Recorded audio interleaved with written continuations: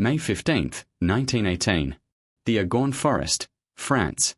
Private Henry Lincoln Johnson was standing watch on the outpost that he and his fellow soldier Needham Roberts had been assigned to hold in the darkness of the Argonne Forest when the Germans came. They came quietly. The German trench raiders who conducted the kind of deep penetration patrol that was being attempted that night were among the most skilled soldiers on the Western Front, men who had been selected and trained specifically for the kind of night operation that could capture prisoners, gather intelligence, and demonstrate that no Allied position was safe from German reach. Johnson heard them first.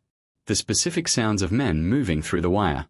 He called out the alert and the Germans responded with grenades and with rifle fire that hit Roberts immediately, wounding him severely enough to remove him from the fight.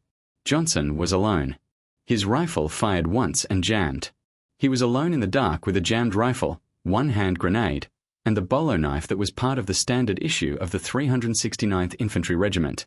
The Germans were approximately 20 men. Johnson threw the grenade. He hit one German with the butt of the jammed rifle. He was shot.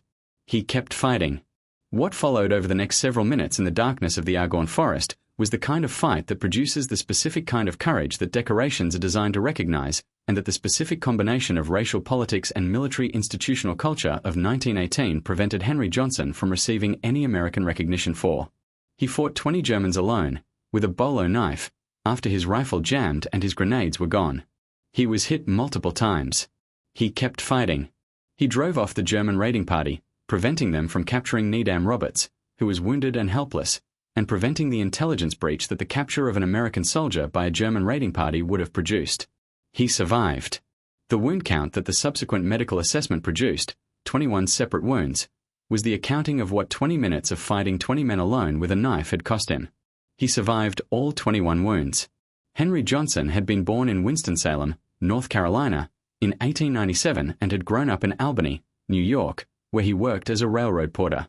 He was small, 5 feet 4 inches tall, not the physical type that the military's recruiting imagery of 1917 and 1918 suggested for the hero of a Great War action. He had enlisted in the 15th New York National Guard Infantry Regiment in 1917, which was one of the segregated black National Guard units that the United States Army was organizing in the mobilization that followed America's entry into the war.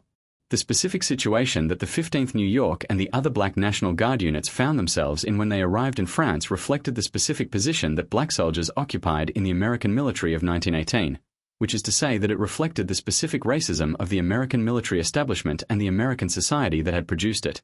The American Expeditionary Forces under General Pershing did not want to integrate black combat soldiers into the American military structure. The black units that arrived in France were initially assigned to labor and support duties, the specific roles that the institutional assessment of black soldiers' appropriate function had designated for them.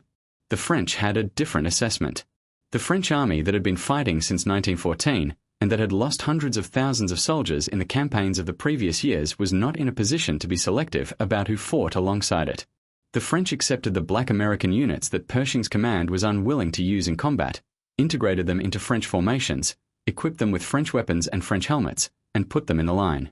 The 369th Infantry Regiment, which the 15th New York became when it was converted to Army organization, fought under French command for the entirety of its service in France.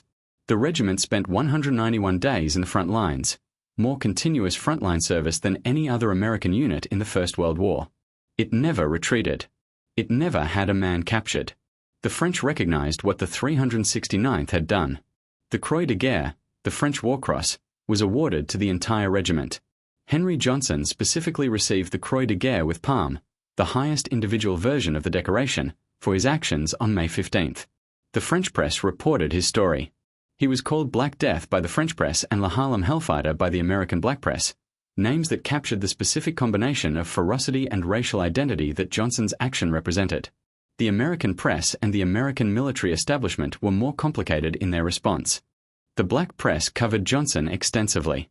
The white press covered him, but with the specific limitations that the racial politics of 1918 placed on how the story could be told and what it could mean. Johnson came home. He received a parade. New York City gave the 369th a parade up Fifth Avenue that drew enormous crowds, the Harlem Hellfighters returning to the neighborhood that had given them one of their names.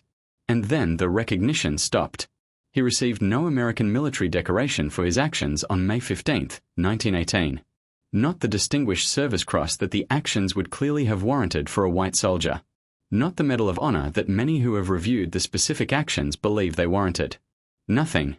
The specific reasons for this absence of recognition are the reasons that the broader history of black soldiers' recognition in American wars reveals: the systematic application of a different standard to black soldiers' actions that was not policy in the explicit sense but that was policy in the functional sense, the outcome that the institutional culture consistently produced. Johnson came home to Albany and worked various jobs and struggled with the physical and psychological consequences of his wounds and his war service. The financial hardship that followed him through the 1920s was in part the consequence of the wounds that the American military had not adequately treated because Johnson had been discharged without the recognition or the benefits that his service had warranted. He died in 1929 at the age of 32. He had been 32 years old. The wounds from May 15, 1918 had never fully healed. The financial consequences of those unhealed wounds and the inadequate care that had followed them had never been resolved. President Obama awarded Henry Johnson the Medal of Honor on June 2, 2015, in a ceremony at the White House where Johnson's family received the recognition that had been delayed 97 years.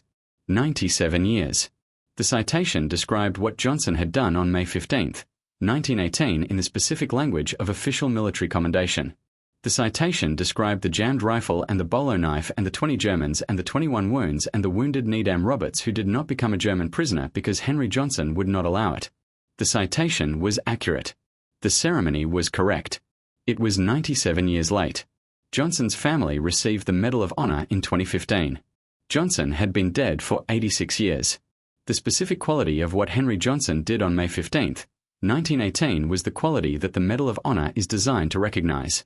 He fought alone against overwhelming odds, with a knife, after his weapons failed, wounded, in the darkness, until the enemy was driven off and his comrade was safe.